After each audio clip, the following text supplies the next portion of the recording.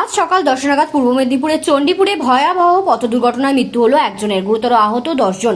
জানা গেছে দীঘাগামী সরকারি স্টেট বাসের সাথে মুখোমুখি সংঘর্ষ হয়।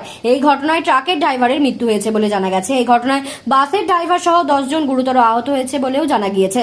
গুরুতর জখম হওয়া 6 জনকে তাম্রলিপ্ত মেডিকেল কলেজে ভর্তি করা হয়েছে ও বাকিদের চণ্ডীপুরের এরাশাল ব্লক স্বাস্থ্যকেন্দ্রে চিকিৎসা চলছে। হয়েছিল, আমরা বেলুঘাট থেকে দীঘা যাচ্ছিলাম স্টেট বাস, এসবিএসটিসি বাসে।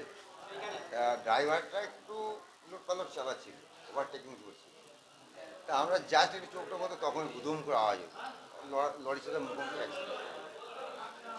তো এইটুকুই, তারপর তো অবস্থা খুবই খারাপ সবারই। বাস প্যাকড আপ ছিল।